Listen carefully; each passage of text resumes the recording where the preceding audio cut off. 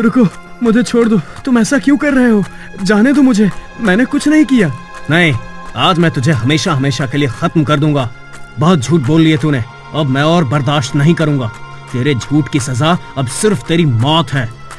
नहीं, ये तुम क्या कर रहे हो? मुझे मत मारो, मैंने तुम्हारा क्या बिगाड़ा है? बचाओ, कोई मुझे बचाओ। वो तेजी से भागता है और तभी भागते भागते वो एक अदृश्य लकीर को पार कर जाता है और लकीर पार करते ही वो भस्म होकर गायब हो जाता है। यही तो मैं चाहता था। अब सब कुछ मेरे मुताबिक होगा। कुछ समय पहले सुंदरकुंड राज्य में जोया और अंशिका नाम की दो बहनें रहती थीं। दोनों ही बेहद खूबसूरत थी, लेकिन उनकी माँ का व्यवहार दोनों के लिए अलग था। वो एक से नफरत करती थी और दूसरे से बेइंतहा प्यार। माँ, आज मैं बहुत थक गई हूँ, मैं थोड़ा आराम करने जा रही हूँ। अरे यो महारानी, अभी कोई आराम वराम नहीं करेगी। चल ये गंदे कपड़े उठा और नदी किनारे जाकर इन्हें धो कर आ। लेकिन माँ, मैं बहुत थकी हूँ, आप अंशिका को क्यों नहीं भेज देती? वह भी तो कपड़े धो सकती है ना। जितना कहा है उतना कर, ज्यादा सवाल मत किया कर मुझसे। चल जा अब यहाँ से। अपनी माँ की नफरत देखकर जोया मन ही मन उदास रहती थी। माँ, मेरे साथ सौतेली बेटी जैसा व्यवहार क्यों करती हैं? क्या मैं सच में उनकी सौतेली बेटी हूँ? मायूसी से ये सोचते हुए वो कपड़े लेकर नदी किनारे चली जाती है। आंखों में आंसू, उदास मन से कपड़े धोती है। हे भगवान, मेरे नसीब में क्या लिखा है? काश माँ मुझसे भी वैसे ही प्यार करती, वैसे ही बातें करती जैसे अंशिका से करती हैं। पता नहीं मेरा क्या कसूर है, वह मेरी सूरत देखना भी पसंद नहीं करती। तभी वहाँ मोहन आता है। अरे जोया, क्या हुआ? तुम इतनी उदास क्यों बैठी हो? मोहन, तुम यहाँ? कुछ नहीं, बस यूं ही। अरे क्या आज फिर तुम्हारी माँ ने तुम्हारे साथ कुछ किया? मैं जानता हूँ वो तुमसे नफरत करती है, पर क्यों? ये आज तक मुझे समझ में नहीं आया कभी जोया। पता नहीं मोहन, ना जाने मेरा क्या गुनाह है जिसकी वजह से माँ मुझसे इतनी नफरत करती हैं। खैर छोड़ो उन बातों को, और ये देखो, मैं तुम्हारे लिए कितनी सुंदर पायल लेकर आया हूँ। लाओ, मैं तुम्हें पहना देता हूँ। मोहन उसे प्यार से पायल पहनाता है। अरे वाह, ये पायल तुम्हारे पैरों में कितनी सुंदर लग रही है। शुक्रिया मोहन, अब मुझे चलना चाहिए, बहुत देरी हो रही है। अगर माँ को पता चला तो वे बहुत गुस्सा करेंगी। जोया घर की तरफ निकल जाती है और मोहन उसे जाते हुए देखता रहता है। तब कुछ ही देर बाद वो घर पहुंचती है तो उसे सुनीता द्वार पर ही खड़ी मिलती है। आ गई महारानी, अगर तेरा ये सैर सपाटा हो गया हो तो चल अब घर का काम निपटा ले। माँ, मैं सैर करने नहीं गई थी, नदी पर कपड़े धोने गई थी। अच्छा, अब तू अपनी माँ से जुबान लड़ाएगी? रुक, अभी तेरी जुबान ठीक करती हूँ। आजकल तेरा दिमाग बहुत चल रहा है। नहीं माँ, मेरा वो मतलब नहीं था, मैं तो बस सच बता रही थी। तभी सुनीता गुस्से में चूल्हे से जलती हुई लकड़ी उठाती है और जोया के हाथ पर दाग दे देती है। माँ, आपने ये क्या किया? मेरा हाथ जला दिया। हाँ, तू इसी काबिल है। अगर आइंदा अपनी जुबान चलाई तो इससे बुरा हाल करूंगी, समझ गई? अब चुपचाप जा और खाना पका। जोया रोते हुए वहाँ से चली जाती है। अब अंशिका कहती है, माँ, आपने बहुत अच्छा किया जो इसका हाथ जला दिया, क्योंकि वैसे भी इसे जुबान चलाने के अलावा और कोई काम तो आता नहीं है। अब आपने इसका हाथ जला दिया है तो अब ये काबू में रहेगी। हाँ बेटी, अगर मैं इसे अभी नहीं सुधारूंगी तो ये ऐसे ही हर बात पर जुबान लड़ाएगी, इसीलिए इसे सबक सिखाना जरूरी था। जोया अपनी माँ और बहन के मुंह से अपने लिए ये शब्द सुनकर रोते हुए काम करती है, जबकि अब आए दिन सुनीता उसे छोटी छोटी बात पर नफरत से मारती है।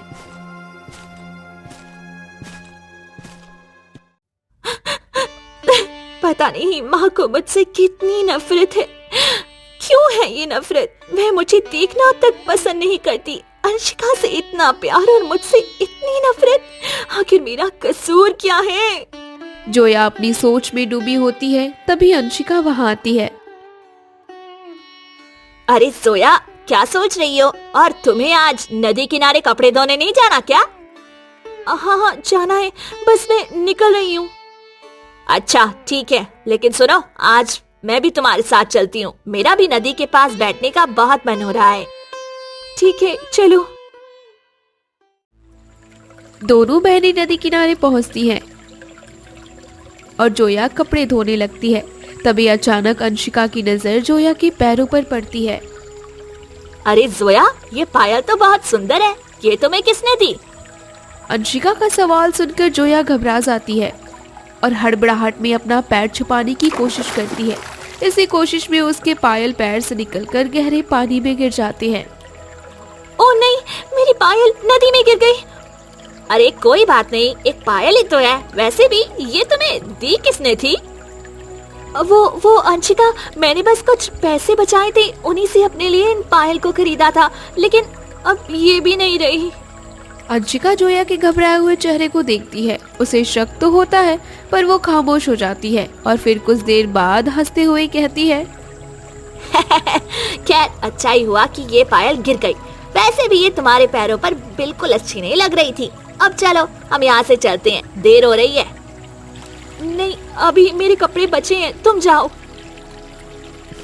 अंशिका चली जाती है, जबकि जोया उदासी से सोचती है, मोहन ने इतने प्यार से मुझे ये तोहफा दिया था और मेरी किस्मत देखो, वो भी खो गया। मेरी किस्मत ही मनहूस है। ना मुझे माँ का प्यार मिला और ना ही मेरे प्रेम की निशानी मेरे पास रही। तभी जोया को अचानक छम छम की आवाज सुनाई देती है। अरे ये पायल की आवाज कहाँ से आ रही है? मेरी पायल तो पानी में गिर चुकी है। वो इधर उधर देखती है, पर वहाँ कोई नहीं था। शायद मेरा वहम है। पायल खोने का मुझे इतना दुख है कि शायद वही आवाज कानों में गूंज रही है। जोया अपना वहम सोचकर वहां से चली जाती है और फिर दिन बीतते हैं, लेकिन जोया को अक्सर वो पायल की आवाज सुनाई देने लग जाती है। जबकि दूसरी तरफ अंशिका बगीचे में टहल रही होती है। वाह, यहाँ कितने सुंदर फूल खिले हैं। इन्हें देखकर तो मन खुश हो गया है मेरा। तभी अचानक अंशिका के कानों में भी वही छमछम की आवाज सुनाई दी। अरे ये कैसी आवाज है? यहाँ तो आसपास कोई नहीं है। फिर ये पायल की आवाज कहाँ से आ रही है? अंशिका भी चारों तरफ देखती है, लेकिन उसे कोई नजर नहीं आता। तभी मौसम से एक अजीब सी ठंडक और रहस्य महसूस होने लगती है। पता नहीं क्यों मुझे ये पायल की आवाज सुनाई दे रही है और ये मौसम क्यों बदल रहा है। नहीं, कुछ तो गड़बड़ है। मुझे अभी जाकर माँ को बताना चाहिए। अंशिका भागती हुई अपनी माँ के पास जाती है। अंशिका, तुम तो बगीचे में टहलने गई थी, इतनी जल्दी वापस कैसे आ गई बेटी? माँ, मुझे आपसे कुछ जरूरी बात करनी है। जब मैं बगीचे में थी तो मुझे किसी की पायल की छमछम सुनाई दे रही थी। क्या? छमछम की आवाज? नहीं, ऐसा नहीं हो सकता। अगर ऐसा हुआ तो अनर्थ हो जाएगा। माँ, आप किस अनर्थ की बात कर रही हैं? आखिर बात क्या है? नहीं बेटी, अब हमें देर नहीं करनी चाहिए। हमें अभी अघोरी बाबा के पास जाना होगा। तभी तुरंत सुनीता और अंशिका शमशान पहुंचती है, जहां अघोरी दक्ष अपनी काली साधना में विलीन था। कहो सुनीता, तुम अब यहाँ क्यों आई हो? अघोरी दक्ष, मैं कुछ बताने आई हूँ। क्या मतलब? मैं समझा नहीं। बताओ आखिर बात क्या है? फिर सुनीता ने अघोरी दक्ष को अपनी बेटी की बात बताई हुई पायल की बात बताई, जिसे सुनकर अघोरी दक्ष की आंखें अंगारे जैसी दहकने लगी। सुनीता, अब वो राज खुलने वाला है। हाँ, काल लोक का श्राप जाग चुका है और अब सब कुछ तबाह हो जाएगा। नहीं अघोरी दक्ष, ऐसा नहीं होना चाहिए। अगर काल लोक का राज खुल गया तो बहुत बुरा होगा। इसे रोकने का कोई तो उपाय होगा। बताओ तुम मुझे।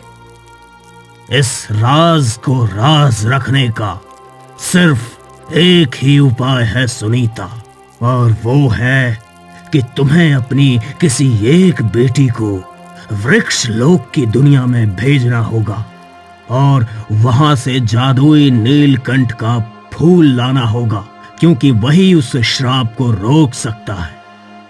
क्या वृक्ष लोक? मगर अघोरी दक्ष, मैंने सुना है वहाँ जान का बहुत खतरा है। हाँ, जान का जोखिम तो उठाना ही होगा। अब तुम तय करो कि तुम्हें अपनी जान प्यारी है या अपनी बेटी की। अघोरी दक्ष की बात सुनकर सुनीता अंशिका की तरफ देखती है और फिर कुछ सोचते हुए कहती है, मैं अंशिका को तो नहीं भेज सकती, उससे मैं बहुत प्यार करती हूँ। हाँ, जोया को वहाँ भेजना सही रहेगा। अगर उसे कुछ हो भी गया तो मुझे फर्क नहीं पड़ेगा। हाँ माँ, आप जोया को ही वृक्ष लोक भेजिए। तभी अघोरी दक्ष ने अपनी जादुई विद्या से सुनीता के चेहरे पर एक नकली बीमारी के काले दाग पैदा कर दिए। अब जाओ और अपनी बेटी के सामने मरने का नाटक करो। फिर सुनीता और अंशिका घर लौटती है। तब अचानक सुनीता जमीन पर गिरकर कराहने लगती है। माँ, आपको क्या हो गया? आपके चेहरे पर ये काले दाग कैसे आ गए? जोया बेटी, मुझे एक रहस्यमयी बीमारी ने घेर लिया है। अघोरी बाबा ने कहा है कि मैं अब बहुत कम समय की मेहमान हूँ। नहीं माँ, ऐसा मत कहिए, इसका कोई तो इलाज होगा। हाँ, इलाज तो है, लेकिन वो बहुत खतरनाक है। वृक्ष लोक की दुनिया से जादुई नीलकंठ का फूल लाना होगा, और तुम जानती हो मैं अंशिका को तो वहाँ भेज नहीं सकती। कोई बात नहीं माँ, आप अंशिका को मत भेजिए, मैं हूँ ना, मैं जाऊंगी। आप मुझे बताइए मुझे कहाँ जाना है। मैं आपको कुछ नहीं होने दूंगी, ये मेरा वचन है। और फिर जोया के कहने पर सुनीता उसे सारी बात बताती है, जिसे सुनकर वो जंगल की तरफ जाती है। माँ ने कहा था कि वृक्ष लोक की दुनिया इसी जंगल में मौजूद है, मगर यहाँ तो कुछ भी नहीं है। एक काम करती हूँ और आगे जाकर देखती हूँ। फिर जोया घने जंगल के अंदर जाती है, जहाँ उसे एक विचित्र पेड़ दिखाई देता है, जिसपे पत्तों की जगह पत्थर लटक रहे थे। लगता है यही वो पेड़ है, क्योंकि यहाँ पत्थर लटक रहे हैं। जरूर यही वृक्ष लोक का द्वार है। जैसे ही जोया उस पेड़ के पास पहुँचती है, पेड़ से एक भारी और गूंजती हुई आवाज आती है। तुम कौन हो और यहाँ क्यों आई हो? मैं यहाँ से वृक्ष लोक जाना चाहती हूँ। लेकिन तुम वहाँ जाकर क्या करोगी? अगर तुम चाहो तो मैं तुम्हें अपार धन दौलत दे सकता हूँ, जिससे तुम बहुत अमीर हो जाओगी। इसलिए इसे लो और यहाँ से वापस चली जाओ। तभी ढेर सारा खजाना दिखाई देता है। नहीं, मुझे धन दौलत की जरूरत नहीं है। मुझे सिर्फ अपनी माँ के लिए नीलकंठ का फूल चाहिए। मैं यहाँ खजाना ढूंढने नहीं आई हूँ। मूर्ख लड़की, तुम खुद इस दुनिया में कैद होना चाहती हो। अगर तुम आगे बढ़ी तो हमेशा हमेशा के लिए यहाँ की बंदी बन जाओगी। मुझे मंजूर है, लेकिन मैं पीछे नहीं हटूंगी। जोया का जवाब सुनते ही सारा खजाना गायब हो जाता है, और तभी पेड़ उसे अपने अंदर खींच वृक्ष लोक में पहुंचा देता है। और जब वो अपनी आंखें खोलती है तो वो हैरान रह जाती है, क्योंकि उस विचित्र दुनिया में हर जगह सूखे पेड़ थे और पत्तों की जगह पत्थर लटक रहे थे। ये दुनिया कितनी डरावनी है। अब मैं यहाँ नीलकंठ का फूल कहाँ ढूंढूंगी? और समय निकलता जा रहा है, क्या करूँ मैं? अभी परेशानी से सोच रही थी कि तभी उसकी नजर एक काले मटके पर पड़ी। अरे, ये काला मटका यहाँ, कहीं इसमें तो नीलकंठ का फूल नहीं? तभी मटके से एक आवाज गूंजी। मेरी मदद करो, मुझे यहाँ से आजाद करो। कौन है और ये आवाज कैसे इस मटके से आ रही है? जोया, मुझे आजाद करो, मैं तुम्हारी सगी माँ शोभा हूँ। क्या? मेरी माँ तो धरती लोक पर बीमार है, आप मेरी माँ कैसे हो सकती हैं? नहीं जोया, वो तुम्हारी माँ नहीं है, तुम्हारी असली माँ मैं हूँ। उसने तुम्हें मुझसे छीन लिया था। जोया ये सुनकर दंग रह जाती है। तभी वृक्ष लोक के पेड़ की आवाज फिर गूंजती है। तो जोया, अब तो तुम्हें सच पता चल गया। अब तुम क्या करोगी? क्या अब भी उस औरत के लिए नीलकंठ का फूल ले जाओगी, जिसने तुमसे तुम्हारी असली माँ को छीना? हाँ, क्योंकि मैंने उन्हें वचन दिया है, भले ही वे मेरी सगी माँ ना हो, पर उन्होंने मुझे पाला है। मैं अपना वादा निभाऊंगी, लेकिन साथ ही अपनी इस असली माँ को भी आजाद कराऊंगी। तभी वृक्षलोक पेड़ की आवाज अपनी गायब हो जाती है, जबकि मटके से आवाज आई। पुत्री, मुझे आजाद कराने के लिए तुम्हें काल लोक जाना होगा और मेरी पायल का रहस्य सुलझाना होगा। क्या? पायल का रहस्य? इसका मतलब वो छमछम की आवाज आपकी ही थी? हाँ बेटी, वह मेरी ही थी। उसे मैं तुम्हें यहाँ बुलाने के लिए सुनाती थी। आप मुझे पायल के सहारे बुलाती रही और मैं अपना वहम समझती रही, लेकिन अब मैं आ गई हूँ। मैं आपको आजाद करा कर रहूंगी, लेकिन मैं काल लोक जाऊंगी कैसे? बेटी, तुम इस पेड़ के पत्थर को खींचो, तभी तुम काल लोक पहुँच पाओगी। ठीक है, अभी खींचती हूँ। और फिर जोया उस आवाज के कहे अनुसार जैसे ही विचित्र पेड़ के पत्थर को खींचती है, वैसे ही वो पलक झपकते काल लोक पहुंच जाती है, जहां हर तरफ आग की लपटें थी और गर्म हवाएं चल रही थी। ये जगह कितनी भयानक है, यहाँ मैं पायल का रहस्य कैसे ढूंढूंगी? तभी फिर से एक आवाज आती है। पायल का रहस्य जानना है तो पहले इस चुनौती को पार करो। कैसी चुनौती और क्या है वे चुनौती? तभी अचानक जोया के सामने 7 विशाल आईने प्रकट होते हैं, जिन 7 आईनों में जोया की ही तस्वीर दिख रही थी। इन 7 आईनों में से अपना असली अक्स पहचानो और उस आईने को तोड़ दो। अगर तुमने गलत आईना तोड़ा तो तुम हमेशा के लिए इसी आईने में कैद हो जाओगी। इसलिए अभी भी वक्त है, भाग जाओ यहाँ से। मैं पीछे नहीं हटूंगी, मैं अपनी माँ को बचा कर ही रहूंगी। तभी 7 आईनों से एक साथ आवाज आने लगती है। मुझे तोड़ो, मैं असली जोया हूँ। नहीं, मैं हूँ। जोया ने गौर से देखना शुरू किया। उसने देखा कि 6 आईनों की परछाइयां बहुत गहरी और साफ थी, लेकिन एक आईने की परछाई थोड़ी धुंधली थी, जैसे वो सचमुच की परछाई हो। उसने साहस जुटाया, उस आईने पर पत्थर को फेंका, जिससे अब वो आईना टूट गया। अरे, मैं बच गई। अद्भुत, तुमने अपनी सूझबूझ से ये परीक्षा पार कर ली। लेकिन इसे तुमने कैसे पहचाना? मुझे बाकी आईनों की परछाइयां बनावटी लग रही थी, जबकि मेरी असली अक्स की परछाई वैसी ही थी जैसी धूप में बनती है। बहुत खूब, अब तुम आगे जा सकती हो। जोया आगे बढ़ती है, तभी उसे एक सोने का पिंजरा दिखाई देता है।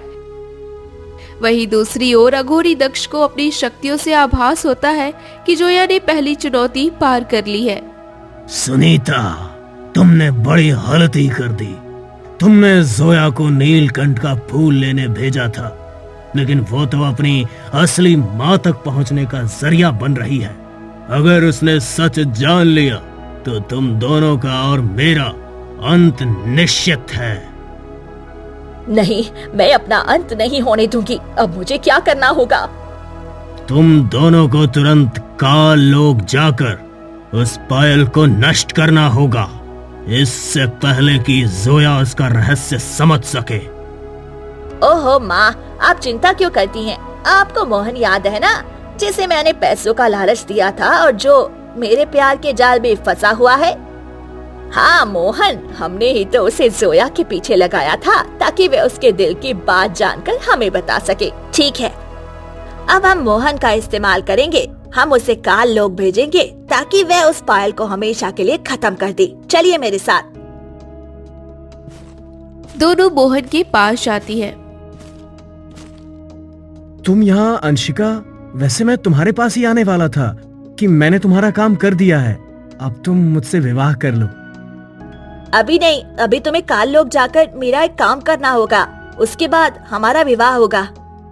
और फिर आज मोहन को झूठी सच्ची बात बताती है, जिसे सुनकर वो काल लोक जाने के लिए तैयार हो जाता है। जबकि दूसरी तरफ जोया काल लोक में उस विशाल सोने की पिंजरा देखकर हैरान रह जाती है। अरे, इतना बड़ा सोने का पिंजरा, पर इसमें कोई नजर क्यों नहीं आ रहा? तभी अचानक पिंजरे के अंदर से एक भयानक राक्षस नुमा विचित्र इंसान प्रकट होता है। अभी तो यहाँ कोई नहीं था, फिर ये विचित्र इंसान अचानक कहाँ से आ गया? तुम यहाँ क्यों आई हो?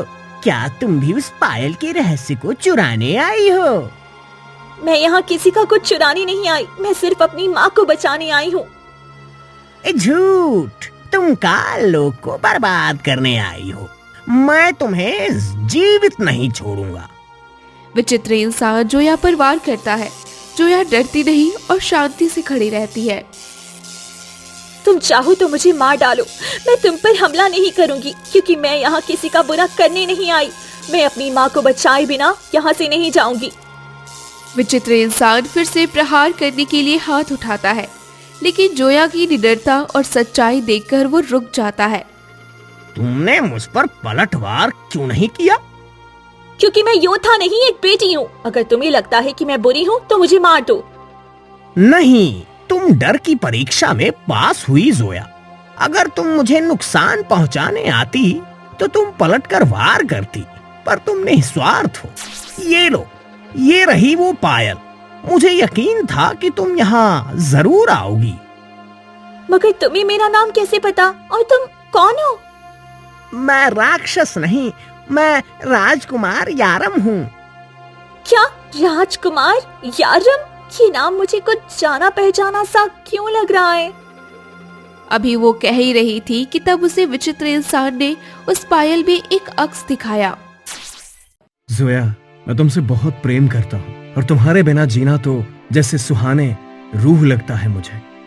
राजकुमार, आपने मुझे जीना सिखाया है। आपके बिना मेरा जीवन कैसे पूरा हो सकता है? जाहिर सी बात है, आपके बिना मेरा जीवन भी अधूरा ही होगा। तभी वहाँ जोया की माँ रानी शोभा आती है, जिनके हाथ में पायल की एक जोड़ी होती है।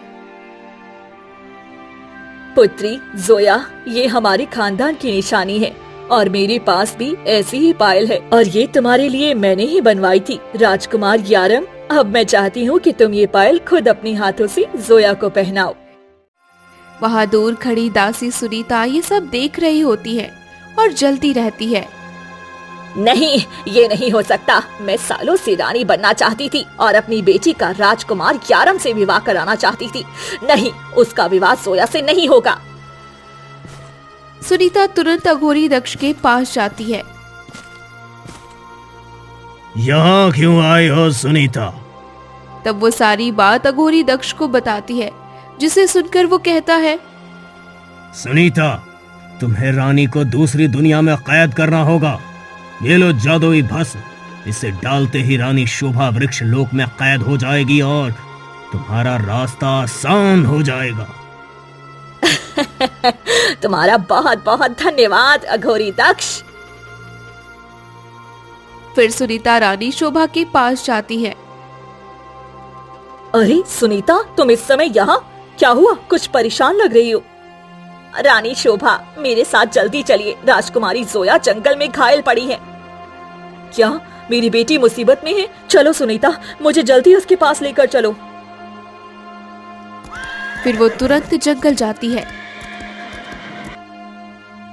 लेकिन वहां पहुंचकर रानी देखती है कि वहां कोई नहीं है। सुनीता, यहाँ तो कोई नहीं है। जोया कहाँ है? राजकुमारी जोया तो घर पर है। मैं तो तुम्हें अपने रास्ते से हटाने यहाँ लाई हूँ रानी शोभा। तभी वो कहते हुए अघोरी की दी हुई वो जादुई भस्म रानी पर फेंक दी, जिसे पलक झपकते ही रानी वृक्षलोक की शाखाओं के बीच कहीं गायब हो जाती है। और इत्तेफाक से राजकुमार यारव भी उसी समय पास के जंगल में शिकार पर आए हुए होते हैं। ये सब खुद अपनी आंखों से वो देख लेते हैं। ये तुमने क्या किया दासी सुनीता? महारानी कहाँ गायब हो गई? अभी बताओ, वरना मैं तुम्हारी जान ले लूंगा। राजकुमार यारम, अब आप किसी को कुछ नहीं बता पाएंगे। अगर अपनी जान प्यारी है तो मेरी बेटी अंशिका से विवाह का वचन दीजिए, वरना आपका हाल भी रानी जैसा ही होगा। मैं मरना पसंद करूंगा, पर तुम्हारी जैसी लालची औरत की बेटी से विवाह कभी नहीं करूंगा। मैं अभी जाकर महाराज को तुम्हारी सच्चाई बताता हूँ। राजकुमार यारम जाने के लिए मुड़े ही थे कि तभी अचानक अघोरी दक्ष ने आकर वहां पीछे से उन पर वार किया। वो बेहोश होकर गिर पड़े। सुनीता, इससे पहले किसी को कुछ पता चले, हमें इस राजकुमार यारम को कहीं गायब करना होगा। हाँ, अघोरी दक्ष अब ये कभी नहीं जाग पाएगा, क्योंकि मैं इसके शरीर को ऐसी जगह दफन कर दूंगी जहाँ इसे कोई ढूंढ भी ना सकेगा। सुनीता ने राजकुमार यारम की मिट्टी के नीचे दफन कर दी और वो पायल भी उन्हीं के साथ ही दब गई। दूसरी पायल वही घास में गिर गई, जिसे सुनीता उठा लेती है। लगता है रानी शोभा की दूसरी पायल यहाँ गिर गई। इसे मैं संभाल कर रख लेती हूँ, ये आगे चलकर मेरे काम आएगी। सुनीता फिर अपनी बेटी अंशिका के पास जाती है। माँ, अब तो ये राज्य हमारा हो जाएगा, क्योंकि रानी और राजकुमार दोनों रास्ते से हट गए हैं। हाँ बेटी, कोई बात नहीं, ये राजकुमार नहीं तो कोई दूसरा मिल जाएगा। तुम्हें कोई कमी थोड़ी है, क्योंकि राज्य के लिए इतनी कुर्बानी तो देनी ही पड़ती है। चलो अब हम महल जाकर सत्ता संभालते हैं। वे दोनों राजमहल पहुंचती हैं, लेकिन राजा को सुनीता पर पहले से ही शक था। सुनीता, तुम यहाँ? जहाँ तक मुझे याद है रानी शोभा तुम्हारे साथ ही जंगल की ओर गई थी, वो कहाँ है? महाराज, मैं क्या बताऊं, रानी शोभा तो किसी अजनबी के साथ राज्य छोड़कर भाग गई है। झूठ, रानी ऐसा कभी नहीं कर सकती। तुमने उसके साथ जरूर कुछ किया है। सैनिकों, इसे काल कोठरी में डाल दो। सुनीता और अंशिका को कैद कर लिया जाता है, लेकिन सुनीता बहुत चालाक होती है। कैद होने से पहले सोने की कुछ सिक्के अपने कपड़ों में छुपा लेती है। माँ, अब हम इस कैद से कैसे निकलेंगे? बेटी तू चिंता मत कर, बस थोड़ी देर सब्र कर ले। फिर रात होने पर सुनीता ने एक लालची सैनिक को वहां आते देखा। अरे सुनो सैनिक, मुझे बहुत प्यास लगी है, जरा यहाँ आना। क्या बात है, क्यों शोर मचा रही हो? मेरे पास ही सोने के सिक्के हैं। अगर तुम हमें यहाँ से चुपचाप जाने दो तो ये सब तुम्हारी होंगी। फिर तुम्हें ये छोटी सी नौकरी करने की जरूरत नहीं पड़ेगी। सिक्के देखकर रामू सैनिक के मन में लालच आ गया।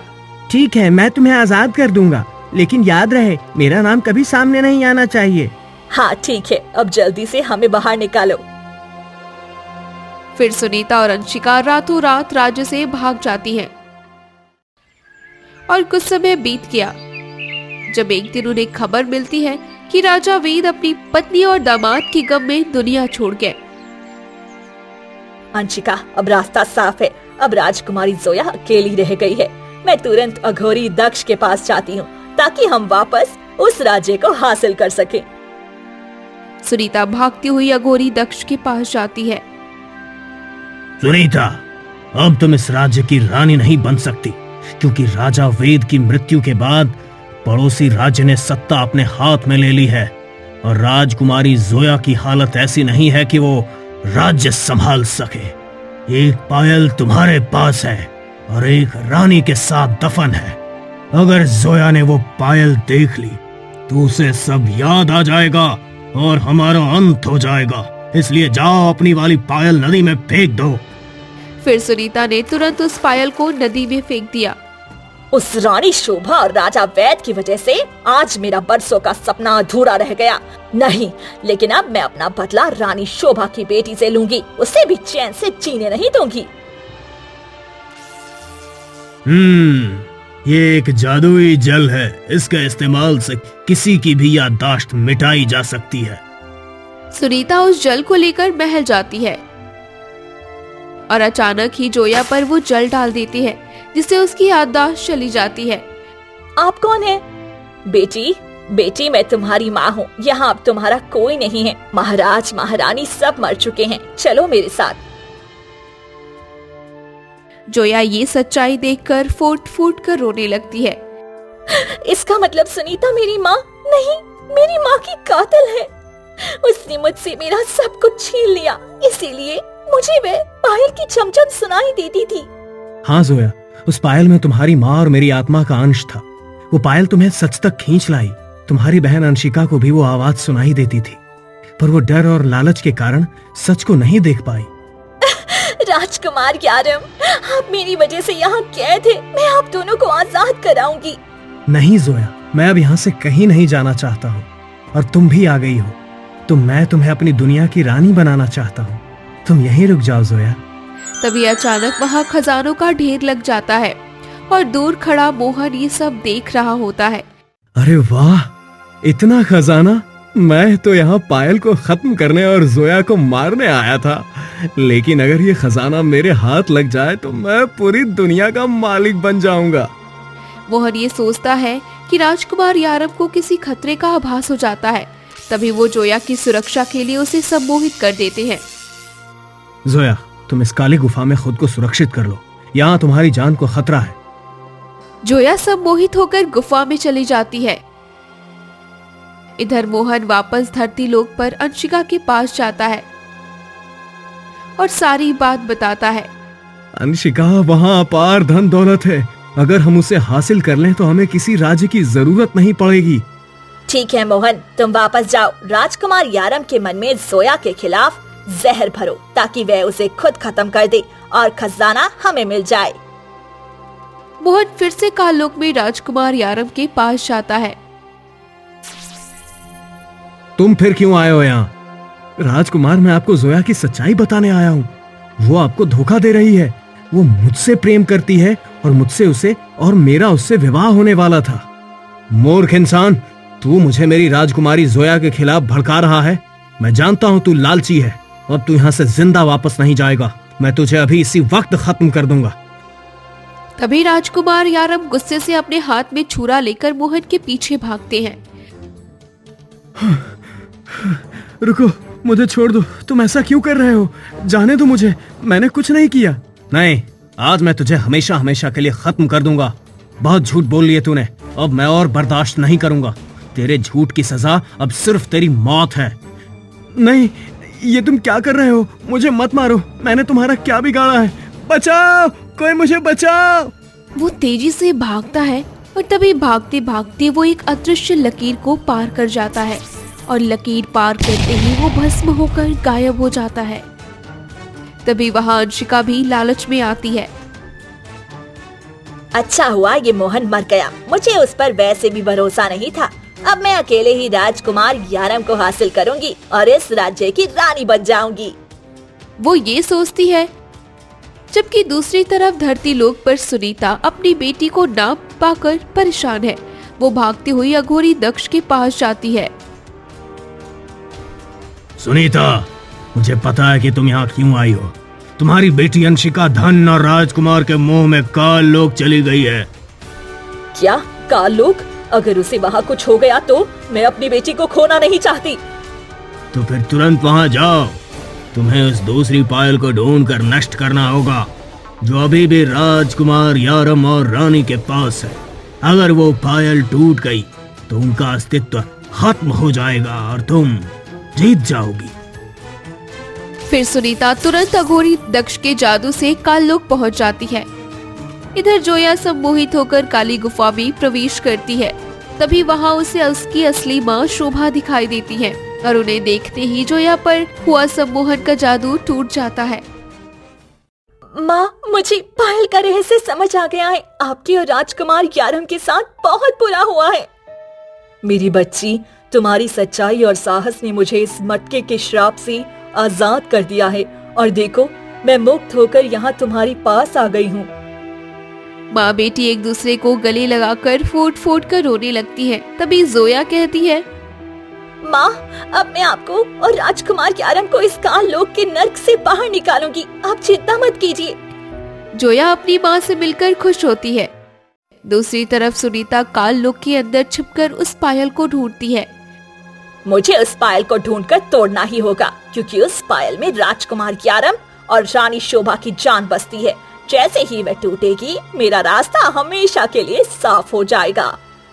सुनीता आगे बढ़ती है, जबकि दूसरी तरफ गुफा के अंदर अचानक एक तेजस्वी साधु प्रकट होते हैं, जिन्हें देखकर रानी शोभा और जोया हैरान रह जाती हैं। साधु बाबा, आप यहाँ? हाँ, मैं यहाँ इस दुनिया में रहकर तपस्या करता हूँ और जोया, तुम्हें अपनी माँ और राजकुमार यारम को इस काल लोक के श्राप से आजाद करने के लिए अपनी जान की बलि देनी होगी। क्या तुम तैयार हो? हाँ साधु बाबा, अपनी माँ के जीवन और अपने प्रेम की आजादी के लिए मैं हंसते हंसते अपना बलिदान देने के लिए तैयार हूँ। दूसरी ओर गुफा के बाहर सुनीता पायल ढूंढती है। तब अचानक अंशिका उसे वहाँ मिलती है। बेटी, तू यहाँ काल लोक में क्या कर रही है? माँ, मैं यहाँ राजकुमार यारम को पाने आई हूँ और उस नीलकंठ फूल को भी। बेटी, अब उस नीलकंठ फूल को भूल जा, क्योंकि ये सब छलावा है। अगर हमने अभी राजकुमार यारम और रानी शोभा को खत्म नहीं किया तो हमारा अंत निश्चित है। चल मेरे साथ, इस पायल को नष्ट कर देते हैं। जैसे ही सुनीता और अंशिका पायल को नष्ट करने के लिए गुफा में घुसती हैं, वहाँ राजकुमार यारम आ जाते हैं। अच्छा, तो जोया, तू यहाँ है? मैंने तुझे नीलकंठ फूल लेने भेजा था और तू यहाँ अपनी इसी माँ से मिलन समारोह कर रही है। हाँ, लेकिन शर्म आनी चाहिए आपको कि आपने मेरी माँ और मेरे राजकुमार यारम के साथ इतना बुरा किया। अरे अभी कहाँ किया है बुरा, अभी तो बाकी है। हाँ, आज मैं इस पायल को तोड़कर तेरी इस माँ और इस राजकुमार का अस्तित्व हमेशा के लिए मिटा दूंगी। सुनीता पायल पर अपना काला जादू चलाती है और जैसे ही वो भयानक वार पायल की ओर बढ़ता है, जोया बीच में आ जाती है। वो जादुई वार सीधा जोया के सीने पर लगता है और वो तड़पकर जमीन पर गिर जाती है। तुम दोनों ने ये ठीक नहीं किया।